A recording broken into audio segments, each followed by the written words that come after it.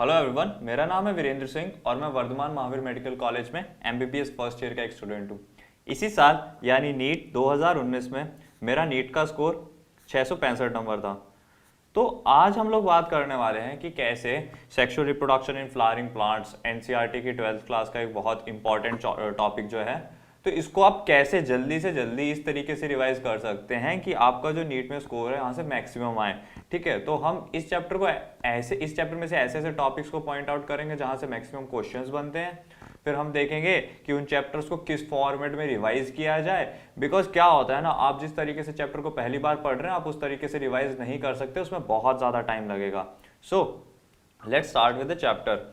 तो हमने आपको इस चैप्टर के साथ में एक रिवीजन शीट दी है। ठीक है, तो वो रिवीजन शीट में क्या है ना, आपको सब टॉपिक्स के अंदर चैप्टर डिवाइडेड है, उस चैप्टर के लर्निंग ऑब्जेक्टिव्स दिए गए हैं कि अगर आपने ये चीज पढ़ ली ना इस चैप्टर में तो उसमें से आपको क्या क्या समझना है। अगर आपको वो लर्निंग ऑब्जेक्टिव आता है तो आप उसे टिक कीजिए। ठीक है, और अगर आपको नहीं आता ना तो क्या करना, आपको नीट प्रेप पे जाना है या कहीं और किसी सोर्सेज से जो आपके पास अवेलेबल है, तो आपको इसकी वीडियोस देख सकते हो, आप अपने टीचर से बात कर सकते हो, डिपेंड करता है कि टॉपिक कैसा है। ठीक है, तो जैसे तैसे करके आपको ये जो चैप्टर का ये टॉपिक है या ये लर्निंग ऑब्जेक्टिव है उसे क्लियर करना है। तो मैं इस वीडियो में उस रिवीजन शीट में जो लर्निंग ऑब्जेक्टिव्स दिए गए हैं उन्हें आपको एक्सप्लेन करने वाला हूँ। So let's start. ठीक है, तो जब चैप्टर स्टार्ट होता है ना तो चैप्टर में बात की गई है, यहाँ से चैप्टर जहाँ से स्टार्ट होता है वहां पे बात की गई है कि फ्लावर जो है ना, फ्लावर का बेसिक स्ट्रक्चर क्या है। ठीक है, कि फ्लावर का बेसिक स्ट्रक्चर क्या है और उसके कॉमन से यूजेस क्या क्या हैं। ठीक है, तो आपको यहाँ पे क्या देखना है, आपको फ्लावर का बेसिक स्ट्रक्चर देखना है, फिर आपको फ्लावर के कॉमन यूजेस देखने हैं। इसके बाद में स्टार्ट होता है मेन चैप्टर की जेस्ट। ठीक है, तो फ्लावर की डेवलपमेंट कैसे हुई, तो यहाँ से आपको एनसीईआरटी सिखाती है कि फ्लावर की डेवलपमेंट कैसे हुई, तो आपको वो सीखने की आखिर फ्लावर बनता कैसे है। तो उसके बाद जब हम आगे बढ़ते हैं तो आगे बात होती है फ्लावर के रिप्रोडक्टिव स्ट्रक्चर्स की। ठीक है, तो रिप्रोडक्टिव स्ट्रक्चर्स में आपको ये देखना है कि उसमें कौन कौन से रिप्रोडक्टिव स्ट्रक्चर्स होते हैं और उनकी अरेंजमेंट क्या क्या होती है। ठीक है, कि वो एक दूसरे के रिस्पेक्ट में कैसे अरेंज्ड है एक फ्लावर के ऊपर। फिर हम जब आगे बात करें तो आगे आता है कि जो मेल और फीमेल रिप्रोडक्टिव सिस्टम है उन दोनों के बेसिक से कंपोनेंट्स हो गए।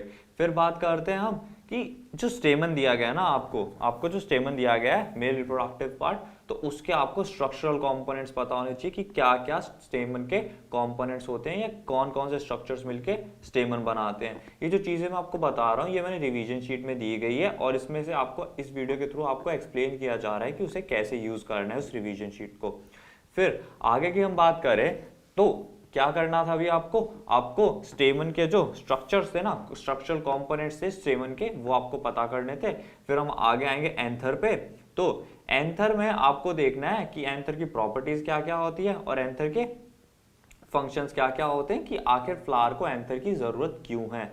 फिर जब हम आगे बढ़ें तो आगे बात करेंगे जो माइक्रोस्पोरेंजिया है। ठीक है, जो माइक्रोस्पोरेंजिया या माइक्रोस्पोरेंजियम है उसकी डेवलपमेंट कैसे होती है, कि आखिर माइक्रोस्पोरेंजियम जो है ना वो डेवलप कैसे हुआ। यहाँ पे आप बात करोगे माइक्रोस्पोरेंजियम के आगे जाके स्ट्रक्चर की। तो पहली चीज क्या देखना था आपको, डेवलपमेंट ऑफ माइक्रोस्पोरेंजियम, फिर स्ट्रक्चर ऑफ माइक्रोस्पोरेंजियम, कि माइक्रोस्पोरेंजियम का स्ट्रक्चर कैसा होता है, उसकी लेयर्स कौन कौन सी हैं। जो एनसीईआरटी ने माइक्रोस्पोरेंजियम की जो डिफरेंट लेयर्स दे रखी है ना यहाँ पे, तो वो लेयर्स कौन कौन सी हैं और उन लेयर्स का क्या क्या फंक्शन है ये आपको समझ आना चाहिए। और ये डायग्राम इस चीज को समझने में आपकी बहुत हेल्प करने वाला है। फिर आगे जब हम बात करते हैं माइक्रोस्पोरेंजियम हो गया, माइक्रोस्पोरेंजियम की डेवलपमेंट हो गई, फिर आगे बात चलेगी माइक्रोस्पोरोजेनेसिस की। तो माइक्रोस्पोरोजेनेसिस के लिए आपको पहले ये देखना है कि माइक्रोस्पोर आखिर होता क्या है। ठीक है, तो आपको इस चीज को पढ़ने के बाद ये समझ आना चाहिए कि माइक्रोस्पोर का फंक्शन क्या है, माइक्रोस्पोर का स्ट्रक्चर क्या है और माइक्रोस्पोर की डेवलपमेंट कैसे हो रही है। तो ये माइक्रोस्पोर की डेवलपमेंट आप माइक्रोस्पोरोजेनेसिस के अंडर पढ़ोगे। सो ये चीज। फिर बात करते हैं पोलन ग्रेन की। तो पोलन ग्रेन में आपने क्या पढ़ना है, पोलन ग्रेन का फंक्शन क्या होता है। ठीक है, कि प्लांट को आखिर पोलन ग्रेन की जरूरत क्यों है। फिर बात करेंगे आप पोलन ग्रेन का स्ट्रक्चर क्या होता है या पोलन ग्रेन की कंपोनेंट्स या लेयर्स कह लूं मैं, कौन कौन सी लेयर्स होती हैं और उन लेयर्स के क्या क्या फंक्शन है, ये आपको समझ आना चाहिए चीज पढ़ने के बाद में। फिर पोलन ग्रेन की डेवलपमेंट कैसे हुई। ठीक है, पोलन ग्रेन की डेवलपमेंट कैसे हुई, ये वीडियो में आपको ना मैं सिर्फ मेन टॉपिक्स नहीं बता रहा हूँ, मैं आपको इस चैप्टर के ऑलमोस्ट हर टॉपिक को कवर कर रहा हूँ ताकि रिवीजन के टाइम आप 100% चैप्टर को रिवाइज कर सके, आपको पता रहे कि चैप्टर में ये टॉपिक्स हैं। ओके, सो पोलन ग्रेन की स्टोरी खत्म होती है यहाँ पे। आपने पोलन ग्रेन की डेवलपमेंट पढ़ ली, उसके स्ट्रक्चर पढ़ लिए और उसके फंक्शंस वगैरह पढ़ लिए, ठीक है। फिर आगे जाके आपको ये देखना है कि importance of pollen grain for a plant, कि एक प्लांट के लिए ना पोलन ग्रेन की क्या इंपॉर्टेंस है और उसकी वेरियस स्टेजेस ऑफ, उसके अंदर जो माइक्रोस्पोर की डेवलपमेंट हो रही है ना उसके अंदर, ठीक है, तो उसकी क्या क्या स्टेजेस हैं, ठीक है, ये आपको यहाँ पे पता चलेंगी। तो इतना होने के बाद में आपको आगे जाके एनसीईआरटी, आपने स्टेजेस देख ली, आपने पोलन ग्रेन की इंपॉर्टेंस देख ली प्लांट्स के लिए, ठीक है। अब हम बात करेंगे पोलन ग्रेन की इंपॉर्टेंस ह्यूमंस के लिए। तो एज ह्यूमंस पोलन ग्रेन्स की क्या इंपॉर्टेंस है हमारे लिए, ये आपको यहाँ पे दिया गया है। आपको जो वेरियस पोलन प्रोडक्ट्स है उनके बारे में याद करना है, उनके एग्जाम्पल्स याद करने हैं और उनके बेनिफिट्स याद कर सकते हो। और लास्ट में जो चीज दी गई है ना यहाँ पे, वो ये बताती है कि वायबिलिटी ऑफ पोलन ग्रेन, ठीक है, कि पोलन ग्रेन की जो वायबिलिटी है ना वो क्या होती है और कैसे आप इस वायबिलिटी को एक्सप्लॉइट कर सकते हो उन पोलन ग्रेन्स की कंजर्वेशन के लिए, ठीक है। इतना होने के बाद में आपका मेल रिप्रोडक्टिव सिस्टम स्टेमन प्लांट का पूरा हो जाता है। फिर हम पिस्टल पे आ जाते हैं, ठीक है।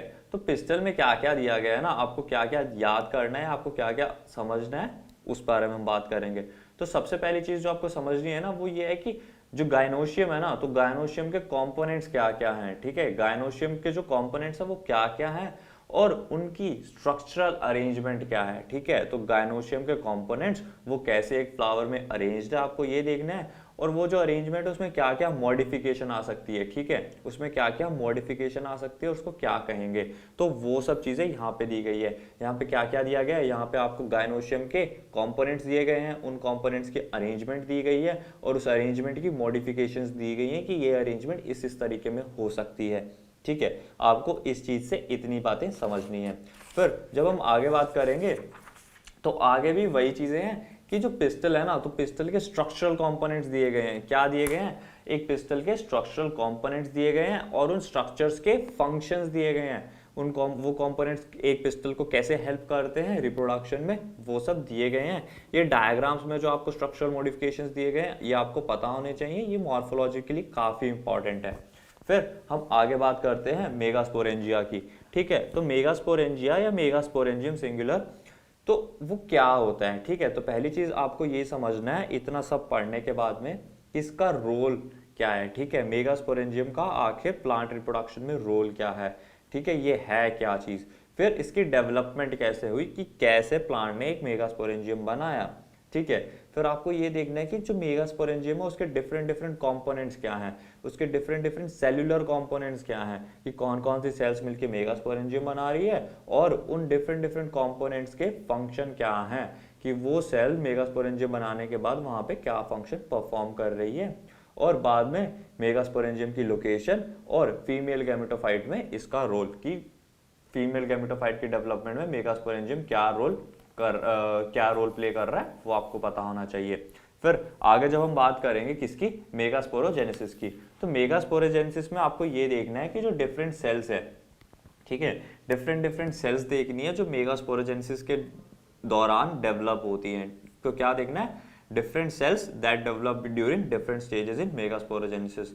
फिर हम बात करेंगे कि various cells and their roles in megasporangium.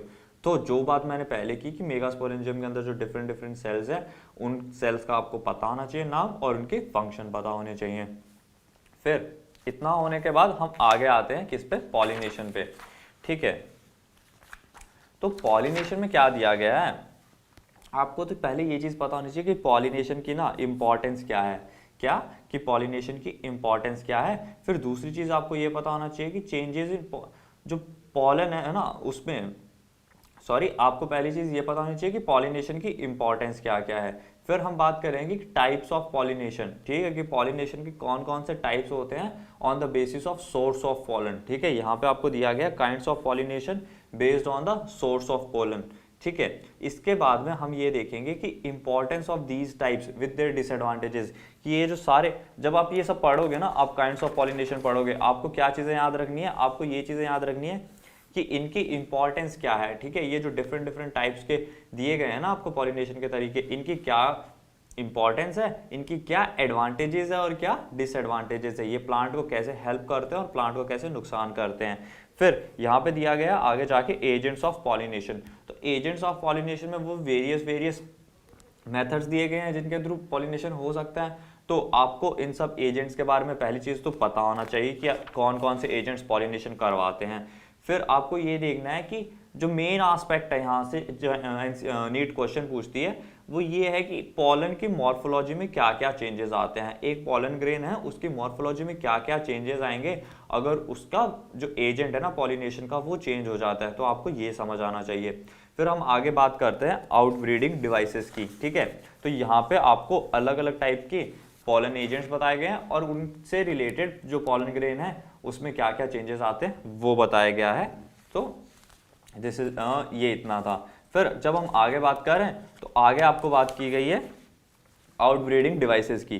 तो आउटब्रीडिंग डिवाइसेस में क्या है, तो सबसे पहले तो आपको ये समझना है कि डिसएडवांटेजेस क्या होती हैं सेल्फ पॉलिनेशन की, ठीक है। ये चीज पढ़ने से पहले आपको ये पता होना चाहिए कि डिसएडवांटेजेस क्या क्या हैं सेल्फ पॉलिनेशन की। फिर आपको ये पता होना चाहिए कि आउटब्रीडिंग जो है ना वो आउटब्रीडिंग क्या होता है, ठीक है। आउटब्रीडिंग का मतलब क्या है आपको ये पता होना चाहिए। और जब आपको ये पता हो गया तो फिर आपको ये देखना है कि वेरियस एडवांटेजेस क्या हैं, ठीक है। जो आपको डिसएडवांटेजेस मिल रही थी सेल्फ पॉलिनेशन की उसको ओवरकम करने के लिए आपने आउटब्रीडिंग किया, तो क्या क्या फायदे मिल रहे हैं आपको आउटब्रीडिंग से। और फिर जो अलग अलग मैकेनिज्म है आउटब्रीडिंग के कि किस किस तरीके से आप आउटब्रीडिंग करा सकते हो वो आपको पता करने हैं।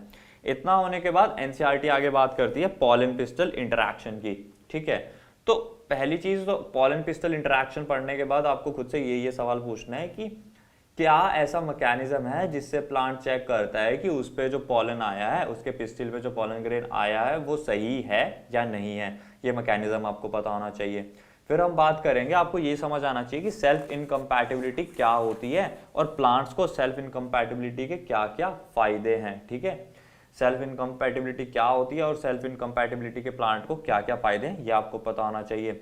एक चीज आपको ये पता होनी चाहिए कि पॉलन ग्रेन जो पिस्टल ने अगर उसको एक्सेप्ट कर लिया, ठीक है, if a pistol accepts a pollen grain, तो उसके बाद में उसकी क्या क्या प्रोसेस ऑफ डेवलपमेंट होने वाली है, किन किन स्टेजेस के थ्रू वो लास्ट में फर्टिलाइजेशन तक जाएगा, आपको ये पूरा का पूरी प्रोसेस पता होनी चाहिए। इसको आप एज अ फ्लो चार्ट याद कर सकते हैं। फिर जब हम आगे बात करेंगे तो वो आता है कि प्रोसेस क्या क्या होती है, process is used in hybridisation experiment, ठीक है। अब यहाँ पे आपको बताया गया एक आउटब्रीडिंग डिवाइसेस में ही जो आती है आउटब्रीडिंग डिवाइसेस की जो एप्लीकेशन आती है उसमें आएगा आपको आर्टिफिशियल हाइब्रिडाइजेशन में आप इन चीज़ों को यूज़ करके ये मेक श्योर कर सकते हो कि वो जो प्लांट है ना वो सेल्फ पॉलिनेशन के अंडर ना आ जाए और सिर्फ उसे वही पॉलन फर्टिलाइज कर पाए, वही मेल गैमेट फर्टिलाइज कर पाए जो कि डिजायर्ड है, जिसमें डिजायर्ड जीन्स हैं। तो वो आप यहाँ पे समझोगे कि जो हाइब्रिडाइजेशन एक्सपेरिमेंट्स होते हैं उनमें क्या क्या प्रोसेसेस यूज होती है सेल्फ पॉलिनेशन को प्रिवेंट करने के लिए। अब जो आगे एक बहुत इंपॉर्टेंट टॉपिक आता है एंजियोस्पर्म्स में वो है डबल फर्टिलाइजेशन। डबल फर्टिलाइजेशन से बहुत बार क्वेश्चन पूछे गए हैं और रिपीटेडली क्वेश्चन पूछे गए बिकॉज एंजियोस्पर्म्स में एक मेन कैरेक्टरिस्टिक है डबल फर्टिलाइजेशन। तो डबल फर्टिलाइजेशन में आपको क्या क्या चीजें पता होनी चाहिए। पहली चीज तो फ्यूजन ऑफ द गैमेट्स, ठीक है, कि क्या क्या कैसे हो रहा है फ्यूजन ऑफ द गैमेट्स की ये जो प्रोसेस है वो कैसे हो रही है कि गैमेट्स वहां तक पहुंचे कैसे फ्यूजन करने के लिए। फिर जाइगोट और एंडोस्पर्म जो बन रहा है, ठीक है, तो जाइगोट की फॉर्मेशन कैसे हो रही है और एंडोस्पर्म की फॉर्मेशन कैसे हो रही है आपको ये पता होना चाहिए। और फिर जो मेल गैमेटोसाइट दिया गया है ना, तो मेल गैमेटोफाइट दिया गया है सॉरी, तो मेल गैमेटोफाइट में जो सारी सेल्स प्रेजेंट है ना आपको ये पता करना है कि इन सारी सेल्स का रोल क्या होता है इस डेवलपमेंट में, ठीक है, रोल क्या होता है फर्टिलाइजेशन में। और फिर जब फर्टिलाइजेशन हो जाती है एम्ब्रियोजेनेसिस चल रही है तो वहां पे इन सेल्स का क्या होता है आखिर में। तो यहाँ पे आपको डिफरेंट स्टेजेस ऑफ एम्ब्रियोजेनेसिस दिए गए हैं, तो आपको वो पता होने चाहिए और उनके कुछ कैरेक्टरिस्टिक फीचर्स। आपसे डायरेक्ट डायग्राम देके क्वेश्चन पूछा जा सकता है कि ये कौन सी स्टेज का डायग्राम है। फिर हम आगे बात करेंगे एंडोस्पर्म की, ठीक है। तो एंडोस्पर्म में ये दिया गया है कि आप एंडोस्पर्म में आपको ये दिया गया है कि एंडोस्पर्म का पहली चीज तो आखिर रोल क्या होता है, ठीक है, आपको ये देखना है कि एक एंजियोस्पर्म के अंदर एंडोस्पर्म का रोल क्या है। फिर दूसरी चीज जो आपको ये देखनी है ना कि एंडोस्पर्म की डेवलपमेंट कैसे होती है। आपको क्या देखना है कि एंडोस्पर्म जो है ना वो डेवलप कैसे हो रहा है, और फिर आपको ये देखना है कि cellular versus free nuclear endosperm जो यहाँ पे दिए गए हैं कि सेल्यूलर एंडोस्पर्म और फ्री न्यूक्लियर एंडोस्पर्म दिया गया है, तो उनमें डिफरेंस क्या है आपको ये पता होना चाहिए। आगे चल के बात स्टार्ट होती है एम्ब्रियो की, ठीक है। तो एम्ब्रियो में एनसीईआरटी बात करती है कि जो डिफरेंट डिफरेंट स्टेजेस है ना एम्ब्रियोजेनेसिस की वो क्या है, जैसे कि हमने पहले बात की। फिर कंपोनेंट्स ऑफ एन एम्ब्रियो, ठीक है, तो आपको पता होना चाहिए कि एक एम्ब्रियो के कौन कौन से कंपोनेंट्स होते हैं और उन कंपोनेंट्स का फंक्शन क्या क्या है, आपको ये पता होना चाहिए। फिर जब आपने ये देख लिया तो आपको ये पता होना चाहिए कि एक मोनोकॉट और एक डाइकॉट एम्ब्रियो में, ठीक है, एक मोनोकॉट प्लांट और एक डाइकॉट प्लांट के एम्ब्रियो में क्या क्या फर्क होता है, आपको ये चीज भी समझ आनी चाहिए। ये चीजें आप इस पैराग्राफ को पढ़ के समझ जाओगे। फिर हम आगे बात करेंगे सीड की, ठीक है। तो सीड में यहाँ आता है कि एंजियोस्पर्म्स के लिए, ठीक है, एंजियोस्पर्म्स की ग्रोथ के लिए, एंजियोस्पर्म्स के क्यों एंजियोस्पर्म्स इतने वाइड स्प्रेड है, उसमें सीड की क्या इंपॉर्टेंस थी, पहली चीज तो आपको ये समझ आनी चाहिए। दूसरी चीज कि सीड के टाइप्स क्या क्या होते हैं, किस बेसिस पे, एंडोस्पर्म की प्रेजेंस के बेसिस पे, ये आपको यहाँ पे दिए गए हैं तो आप इनसे समझ सकते हो। और एंडोस्पर्म का सीड में यूज क्या होता है वो आप एंडोस्पर्म में बात कर चुके हैं। फिर जब हमने टाइप्स ऑफ सीड की बात कर ली तो आपको ये देखना है कि फंक्शन ऑफ ये जो दो तरह की सीड्स है ना इनका क्या डिफरेंट रोल है, दोनों के अलग अलग कैरेक्टरिस्टिक रोल होते हैं, तो आपको वो पता होने चाहिए कि एक सीड दूसरी सीड से कैसे अलग है।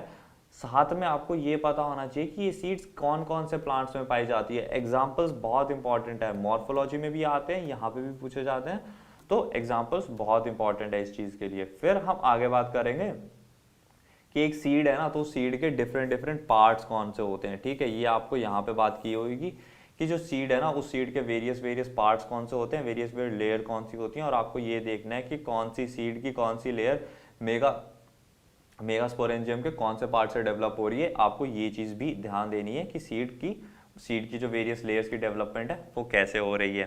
फिर हम बात करेंगे आगे सीड डोरमेंसी की, ठीक है, यहाँ तक सीड डोरमेंसी की बात की गई है। तो सीड डोरमेंसी में आपको ये देखना है कि सीड डोरमेंसी क्या होती है, फिर आप कैसे उसे कंजर्वेशन में यूज कर सकते हो या इस प्रॉपर्टी को यूज करके प्लांट्स की कंजर्वेशन में हेल्प कर सकते हो।